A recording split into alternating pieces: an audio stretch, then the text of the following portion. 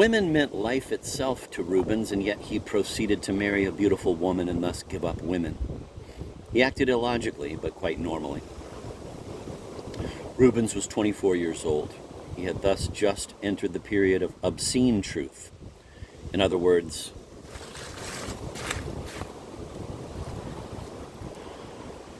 it was shortly after he had met girl B and woman C, but his new experiences changed nothing about his certainty that there was something far higher than sex.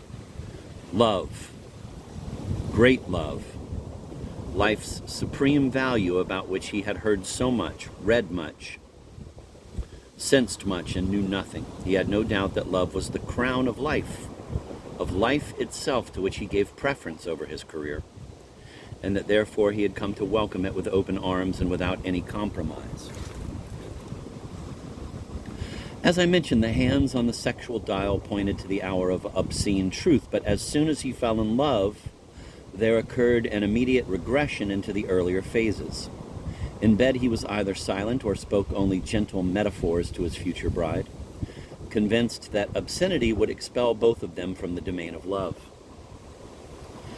I'll say it in other words, his love for the beautiful woman brought him back to a state of virginity, because as I mentioned earlier, on pronouncing the word love, every European is transported on wings of enthusiasm into a pre-coital or extracoital realm of thought and feeling, exactly where young Werther suffered and where Fromentin's Dominique almost fell off his horse. After meeting his beautiful woman, Rubens was therefore ready to put the hot pot of his feelings on the fire and wait for the boiling point at which feeling would turn into passion. There was one complication. He had at this time a mistress in another town.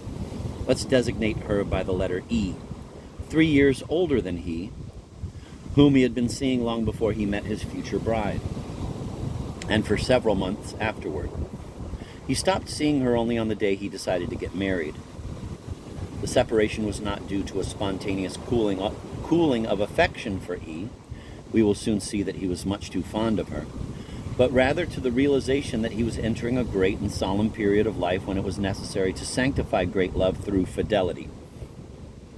However, a week before his wedding day, whose necessity he doubted in his heart of hearts, he was overtaken by an unbearable longing for E, whom he had abandoned without the least explanation.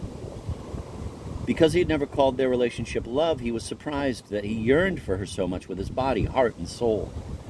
He was unable to control himself and went off to see her. For a whole week he humbled himself before her, begged her to let him make love to her, besieged her with tenderness, sorrow, insistence, but she granted him nothing but the view of her grief-stricken face. He was not permitted so much as to touch her body. Dissatisfied and depressed, he returned home on the morning of the wedding day. He got drunk during the wedding feast, and in the evening took his bride to their new apartment. Blinded by wine and sorrow, in the middle of lovemaking, he called her by the name of his former lover. What a catastrophe! He would never forget the huge eyes that looked at him in terrible amazement. At that instant, when everything had collapsed, it occurred to him that his rejected lover was taking her revenge, and that on the very day he entered into wedlock, her name forever undermined his marriage. And perhaps in that brief moment he also realized the improbability of what had happened, the grotesque stupidity of his slip of the tongue, a stupidity that made the unavoidable collapse of his marriage even more unbearable. For 3 or 4 terrible seconds he didn't know what to do, and then he suddenly began to shout, "Eva, Elizabeth, Heidi." He couldn't think of any other girls' names at the moment, and so he repeated, "Heidi, Elizabeth, yes, you have become every woman for me. All the women in the whole world. Eva, Clara, Julie, you are all women. You are woman in the plural. Heidi, Gretchen, all the women in the whole world are in you. You possess all their names." And he made love to her with the speed and dexterity of a true sexual athlete.